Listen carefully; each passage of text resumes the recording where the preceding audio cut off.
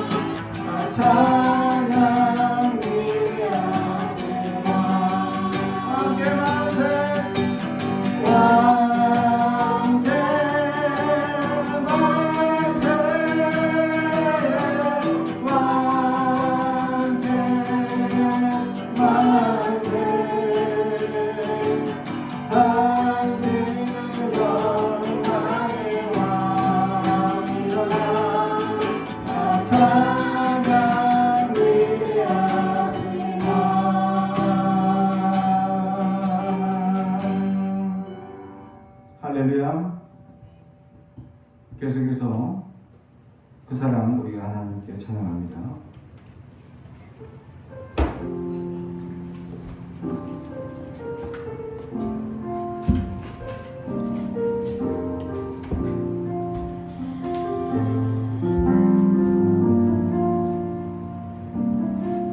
아버지 사랑 내가 노래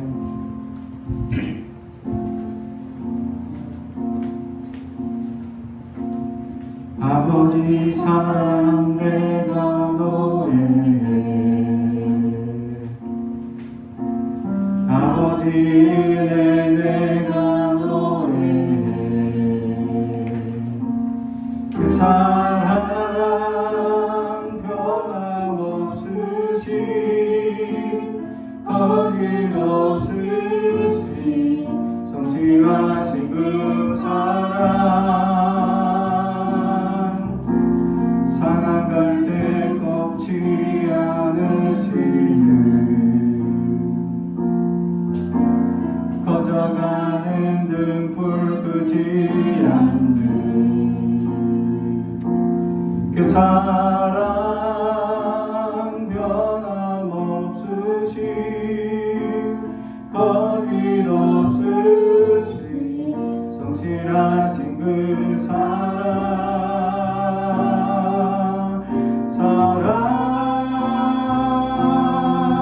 그 사랑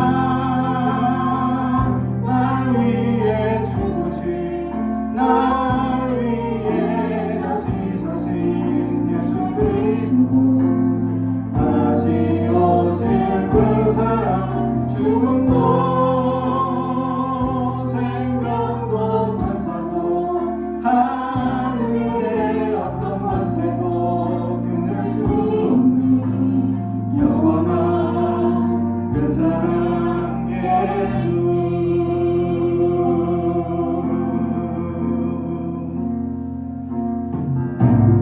아버지 사랑 내가 노래해 아버지 은혜 내가 노래해 그 사랑 변함없으시 거짓없으시 성실하신 그 사랑 상한 갈대 꺾지 않으시는 꺼져가는 등불 끄지 않는 그 사랑 변함없으시 거짓없으시 성실하신 그 사랑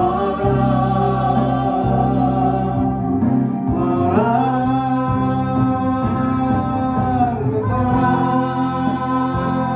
날 위해 죽으신 날 위해 다시 사신 예수 그리스도 다시 오실 그 사랑 죽음도 생명도 천사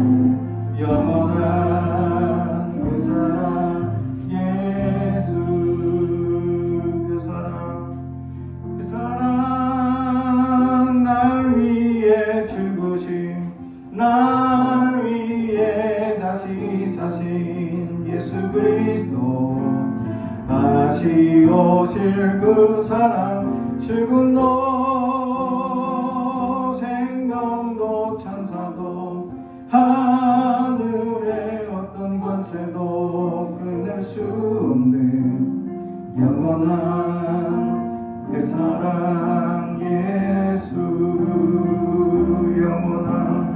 영원한 그 사랑 예수 영원한 그 사랑 예수.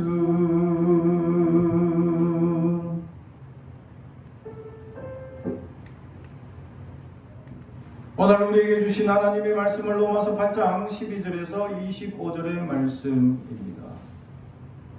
로마서 8장 12절에서 27절까지 말씀 제가 봉독합니다. 하나님의 말씀을 경청해 주시기 바랍니다. 예수를 죽은 자 가운데서 살리신 이의 영이 너희 안에 거하시면 그리스도 예수를 죽은 자 가운데서 살리신 이가 너희 안에 거하시는 그의 영으로 말미암아 너희 죽을 몸도 살리시리라. 그러므로 형제들아 우리가 빚진 자로 돼 육신에게 져서 육신대로 살 것이 아니니라. 너희가 육신대로 살면 반드시 죽을 것이로되 영으로서 몸의 행실을 죽이면 살리니 무릇 하나님의 영으로 인도함을 받는 사람은 곧 하나님의 아들이라. 너희는 다시 무소하는 종의 영을 받지 아니하고 양자의 영을 받았으므로 우리가 아빠 아버지라고 부르짖느니라. 성령이 친히 우리의 영과 더불어 우리가 하나님의 자녀인 것을 증언하시나니 자녀이면 또한 상속자 곧 하나님의 상속자요 그리스도와 함께한 상속자니 우리가 그와 함께 영광을 받기 위하여 고난도 함께 받아야 할 것이니라. 생각하건대 현재의 고난은 장차 우리에게 나타날 영광과 비교할 수 없도다. 피조물이 고대하는 바는 하나님의 아들들이 나타나는 것이니 피조물이 허무한데 굴복하는 것은 자기 뜻이 아니요 오직 굴복하지 하게 하시는 이로 말미암음이라. 그 바라는 것은 피조물도 썩어짐의 종로로 타는 데에 해방되어 하나님의 자녀들의 영광의 자유에 이르는 것이니라. 피조물이 다 이제까지 함께 탄식하며 함께 고통을 겪고 있는 것을 우리가 아노니라. 그뿐 아니라 또한 우리 곧 성령의 처음 익은 열매를 받은 우리까지도 속으로 탄식하여 양자될 것 곧 우리 몸의 속량을 기다리느라. 우리가 소망으로 구원을 얻었음에 보이는 소망이 소망이 아니니 보는 것을 누가 바라리요. 만일 우리가 보지 못하는 것을 바라면 참으로 기다릴지니라. 아멘. 가슴에 손을 얹고 축복의 언어합니다. 나는 하나님의 사람입니다. 축복의 사람입니다. 우리 가정은 영원히 잘되는 같이 범사가 잘되고 강건해지는 가정입니다. 우리 교회는 번성하고 창대하게 되며 하나님의 언약이 이루어지는 교회입니다. 아멘. 오늘 말씀의 제목은 참 소망은 기다림입니다 라는 제목의 말씀으로 오늘도 하나님의 은혜를 나누고자 합니다. 우리가 약속을 하고 사람을 기다릴 때 어떤 사람은 기대에 차고 마냥 기다릴 때가 있습니다. 예전에 어떤 사람이 저를 기다렸는데 제가 어떤 갑자기 일이 생겨가지고 한참 회의를 하고 또 이렇게 일이 점점 길어지다 보니까 그 기다리는 사람이 4시간, 5시간을 기다린 사람이 있었죠. 그 기다림이 얼마나 지루했을까. 그러나 그 지루함은 나를 보는 순간 그 모든 지루함과 기다림이 다 사라지는 것이다. 그래서 저희 부부가 데이트하던 장소가 있었습니다. 늘 가던 카페가 있었죠. 몇 년 전인가 저희 이제 자녀들이랑 이제 부산에 내려갔을 때 그 아내랑 같이 데이트하던 그 카페를 찾아보고 싶어가지고 그 남포동에 있는 목자 골목을 지나 그 카페를 찾았는데 없어졌어요. 참으로 안타까웠다. 벌써 25년이 지났으니 없어질 만도 하겠죠. 그때 기다릴 때 기다림은 기다림이 아니었다. 너무 보고 싶은 사람을 기다리니까 기도할 때는 지루하고 기다릴 때는 한참 언제 오나 하며 시간을 하염없이 보며 기다리죠. 막상 보게 되면 그 기다림은 모든 수고를 보상받듯이 기쁘고 감사합니다. 근데 어떤 사람들의 기다림은 하염없이 기다려야 되고 막막하게 기다리고 어렵게 기다리고, 그런데 그 보상이 결국 만났는데 기쁘지 않은 사람들이 있다라는 사실이죠. 그래서 어떤 사람들은 기다릴 줄 아는, 기다림을 즐길 줄 아는 사람이 있는가 하면 어떤 사람은 그 기다림을 참지 못할 때가 있다는 거. 제가 20살 때 친구들이랑 약속하고 이제 시내 한가운데서 어디서 만나자 하고 약속을 했었죠. 제가 20살 때는 삐삐도 없었습니다. 핸드폰도 없었습니다. 근데 그 시간, 그 약속 장소에 그때 와야 되는데 만약에 안 오면, 지금 같으면 핸드폰으로 왜 빨리 안 오냐, 무슨 일 있냐 하고 전화하면 되지만 그때는 마냥 기다려. 그래가지고 약속 장소에 기다리고 있는데 그 친구가 안 와요. 그리고 다른 친구들 다 와서 기다리는데 그 친구 한 명만 안 옵니다. 그래서 우리가 설마 하고 집에 전화를 했는데 아직 집에 있는가. 그래서 너무 기가 차고 코가 차고 그래서 그 친구 집에 가서 그 친구 집까지 가서 그 친구를 준비시켜서 데리고 나왔던 적이 있죠. 그래서 그 후부터는 이제 밖에서 기다리지 않고 약속 장소를 그 친구 집으로 정했습니다. 야, 몇 시에? 우리가 몇 시에 나와야 되니까 1시간 전에 이 친구 집에 가자. 그래서 그 친구 집에 가서 그 친구를 깨우고 세수시키고 옷을 입혀가지고 데리고 나갔습니다. 근데 그렇게 해야 될 이유가 있어요. 그 친구는 전신 소아마비라 다리가 불편하고 손이 불편한 친구였기 때문이죠. 그 친구를 데리고 이제 한 달에 한 번 큰 행사가 있었습니다. 목욕하는 거였어요. 근데 그 친구가 특히 그때에 키도 저만큼 밖에 안 됐는데 몸무게가 100kg가 넘었어요. 소아마비에 다리도 불편하고 손도 불편한 친구가 몸무게가 100kg니 이 친구를 데리고 목욕을 시키려면 정말 힘이 들었다.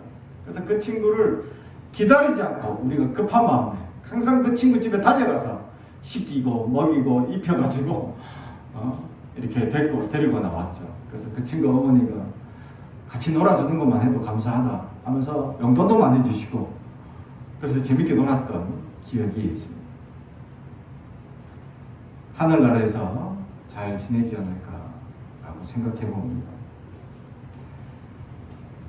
우리가 기다릴 때 어떤 친구는 정말 기다림이 지루하지 않는 친구들이 있습니다. 근데 어떤 친구들은 기다림이 지루하고 그 기다림을 기다리지 못하고 급한 마음에 찾아가는 사람들이 있습니다. 오늘 성경은 소망에 대해서 우리에게 말씀하시며 이 소망은 기다릴 수 있어야 한다라고 결론을 우리에게 던져주고 있습니다. 특별히 오늘 말씀 속에 숨겨져 있는 오늘 놀라운 비밀들이 상당히 많이 숨겨져 있습니다. 그 은혜를 우리가 깊이 깨닫고 오늘도 하나님의 크신 은혜를 깨닫는 시간이 되길 주님의 이름으로 축복합니다. 오늘 첫 번째 우리에게 말씀하시는 것은 우리는 하나님의 구원을 받은, 우리 모두는 하나님의 구원을 받은 사람이다 라는 것입니다. 오늘 12절에 그러므로 형제들아 우리가 빚진 자로 된 육신에게 져서 육신대로 살 것이 아니니라. 우리가 빚을 졌다라는 것이죠. 근데 육신대로 살지 마라. 어떤 빚을 졌느냐? 성령의 구원의 빚을 지었기 때문입니다. 그런데 육신의 빚을 지는 사람들이 다시 있다라는 것입니다. 그래서 오늘 본문의 13절 너희가 육신대로 살면 반드시 죽일 것이로되 영으로서 몸의 행실을 죽이면 살리니. 우리가 생각할 때 이 본문은 우리가 아는 어떤 교리와 부딪히는 부분이 있습니다. 그게 뭐냐면 하나님의 선택과 하나님의 견인론입니다. 다시 말하면 하나님이 우리를 우리가 하나님을 선택한 것이 아니라 하나님이 우리를 선택하신 것과 또한 하나님은 우리의 삶을 견인해 가신다, 이끌어 주신다라는 은혜입니다. 그렇습니다. 하나님이 우리의 삶을 인도해 주시는데 하나님이 우리의 삶을 인도해 주시는 그 견인과 그런데 오늘 대치되는 말씀은 이 빚진 인생인데 육신대로 살면 반드시 죽는다라는 본문은 어쩌면 그러면 살면 하나님이 우리를 이끌어 가시는 것이 아니라 우리의 삶은 우리가 선택되어질 수 있는가라는 착각에 빠질 수 있습니다. 이것은 하나님의 구원을 완전히 누리는 사람들과 함께 믿음은 있으나 연약한 믿음으로 흔들리는 사람들, 일반적인 모든 구원론에 의해서 오늘 본문은 사도 바울이 얘기하고 있다라는 것이죠. 그래서 하나님 앞에 구원대로 육신의 내버려 구원을 받은 백성들 중에서도 우리가 두려워해야 될 것은 우리의 육신이 우리를 지배하게 만들지 말라라는 것입니다. 그것에 대한 본문의 이야기가 또 계속적으로 나오고 있다라는 것이죠. 20절 피조물이 허무한데 굴복하는 것은 자기 뜻이 아니요 오직 굴복하게 하시는 이로 말미암음이라. 아멘. 우리가 구원을 받았고 하나님의 영광에 이르고 하나님의 놀라운 축복의 사람인데 허무한데 굴복하게 된다라는 말씀이 과연 무슨 말씀일까라는 것이죠. 우리가 분명히 구원받은 자, 빛의 자녀, 하나님의 능력의 사람, 또 오늘 본문에 보면 양자라는 것을 우리가 입은 자인데 다시 말하면 하나님의 아들이 되는 그 은혜를 누렸음에도 불구하고 우리가 허무한데 굴복한다라는 말씀이 무엇일까라는 것입니다. 여기에서 우리가 먼저 알아야 될 것은 양자에 대한 분명한 사실이죠. 바클레이 신학자는 이 양자에 대한 이 양자라는 단어 자체가 법적인 용어입니다.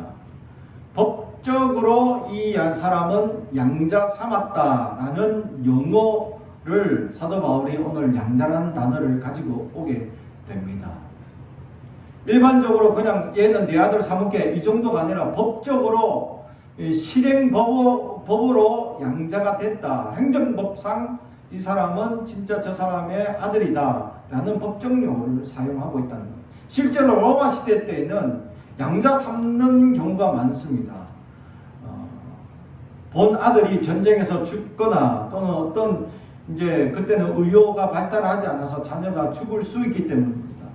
그래서 건강한 아들을 또는 친척 가운데 데려와서 자기의 양자로 삼는 경우가 많았다라는 거예요.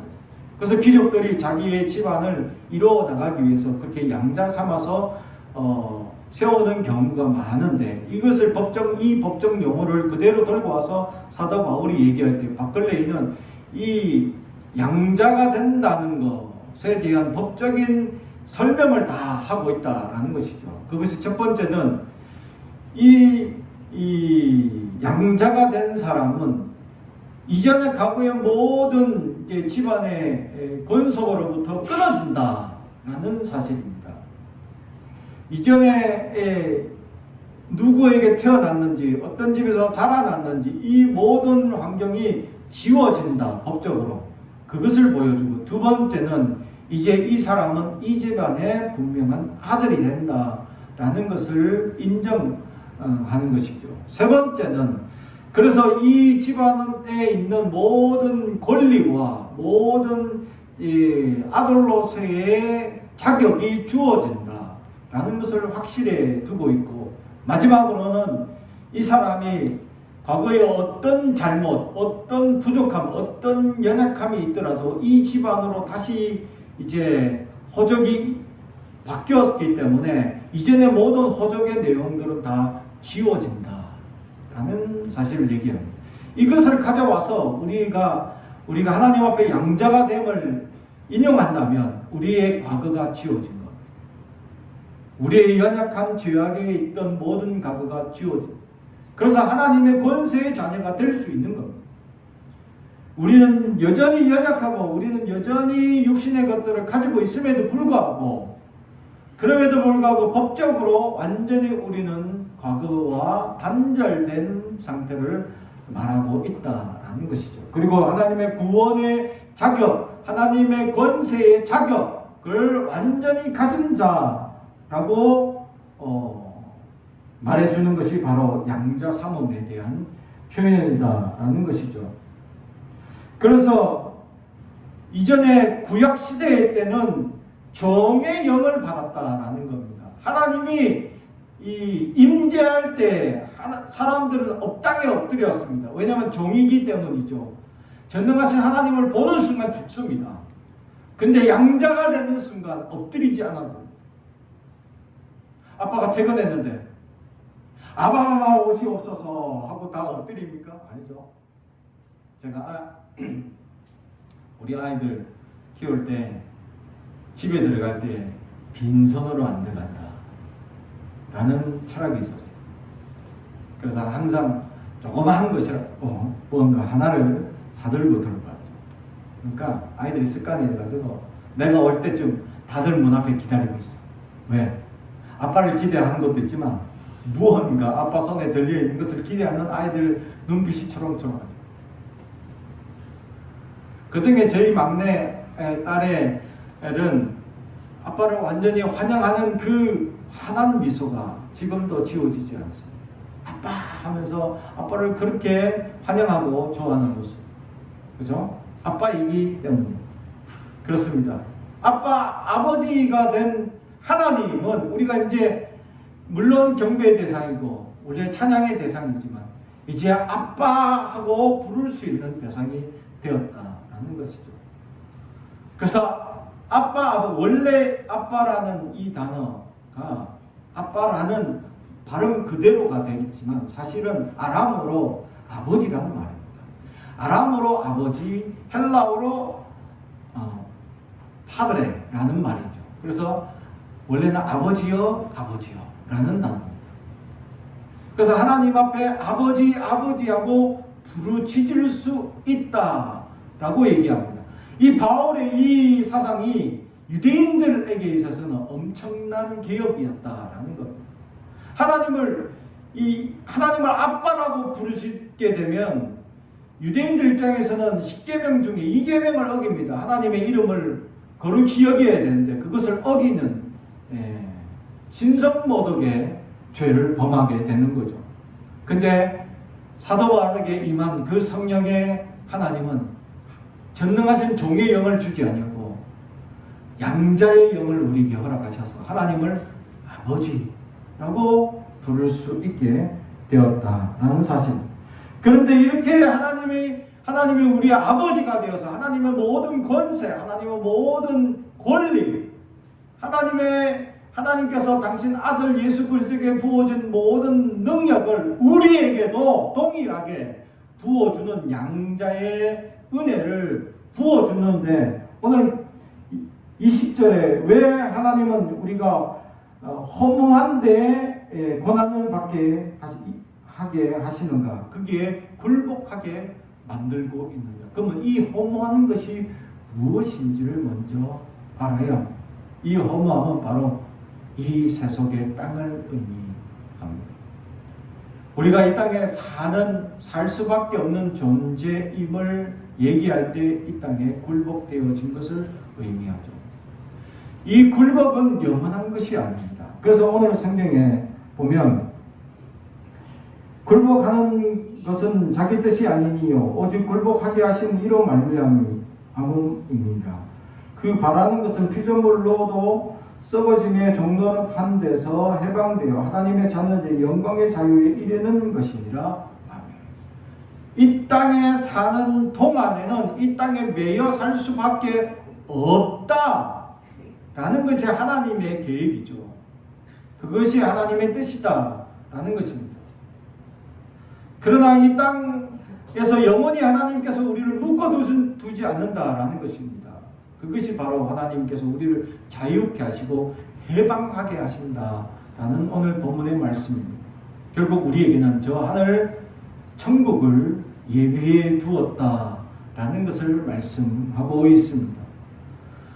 그렇다면 우리가 다시 한번 생각해야 되고, 이 땅에서 그러면 계속 우리가 묶여서 계속 수많은 어려움과 고난을 당해야 하느냐라는 것입니다. 오늘 그래서 22절에 보면 피조물이 다 이제까지 함께 탄식하며 함께 고통을 겪고 있는 것을 우리가 아느니라. 그뿐 아니라 또한 우리 곧 성령의 처음 익은 열매를 받은 우리까지도 속으로 탄식하여 양자된 될 것 곧 우리 몸의 속량을 기다리느니라. 아멘.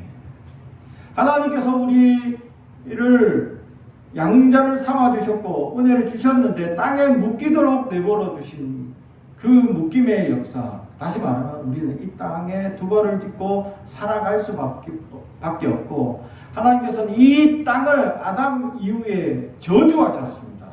그리고 이 땅은 저주받은 땅이 되어 우리에게 그렇게 풍성한 수확이 이루어지지 않는다.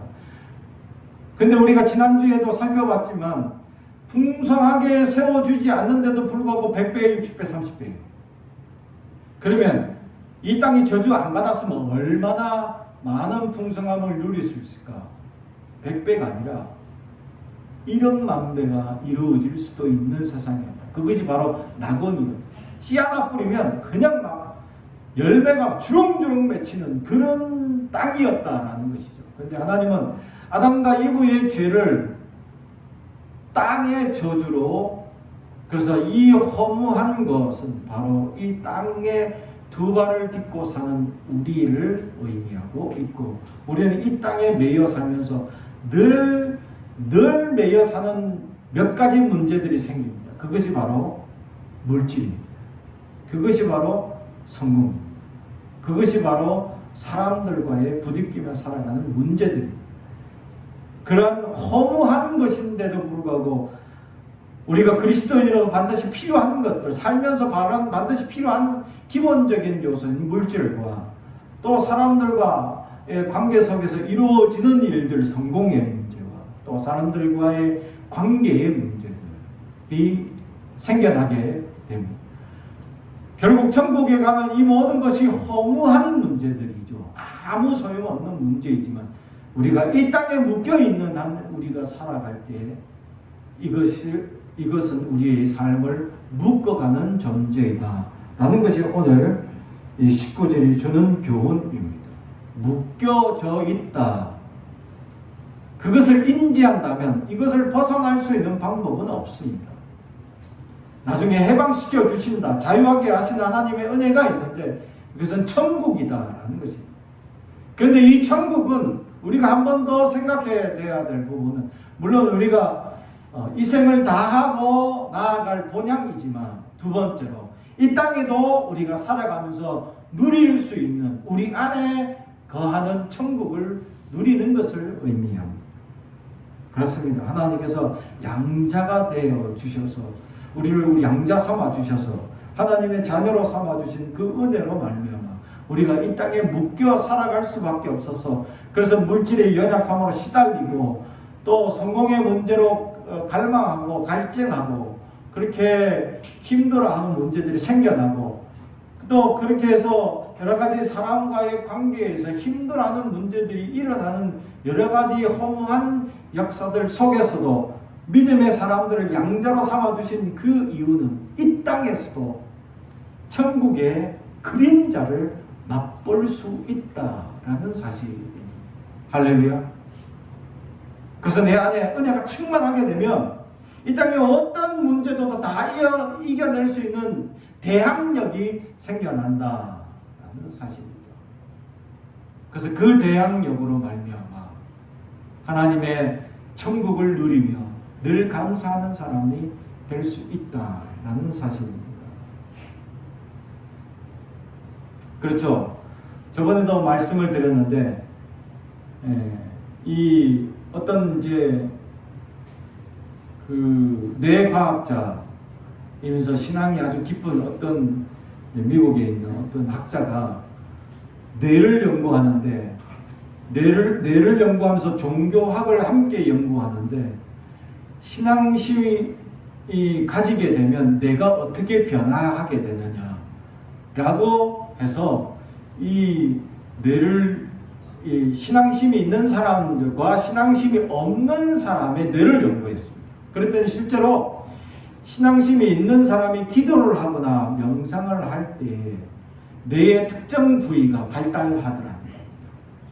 그래서 어떤 사람, 신앙이 없는 사람들은 그 부위가 전혀 발달하지 않겠죠. 그런데 뇌에는 그렇게 신앙생활하고 명상을 하고 기도를 하면 이게 발달하는 뇌 부분을 실제로 이 지명한 이름이 있는데 그것이 갓스팟입니다. 하나님의 장소라고 지명을 해놓았죠. 그래서 신의 영역이라고 얘기를 하고 있습니다. 뇌과학자는 신의 영역이 어딘지 분명히 알고 있습니다. 그래서 이 신의 영역 안에 그러면 기도하고 이렇게 깊은 영지에 나갔을 때 입신의 경주로 나가 하나님의 말씀을 깊이 깨닫는까지 갈 수 있느냐? 갈 수 있다는 거죠.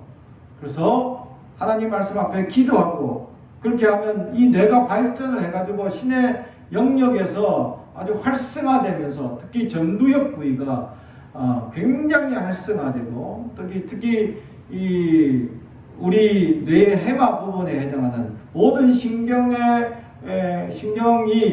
와서 뇌로 전달되는 그 부위와 연결되면서 실제로 하나님을 만난 것 같은 환상의 경험을 하게 된다라는 것이죠. 그것을 우리 기독교에서는 입신이라고 표현을 합니다.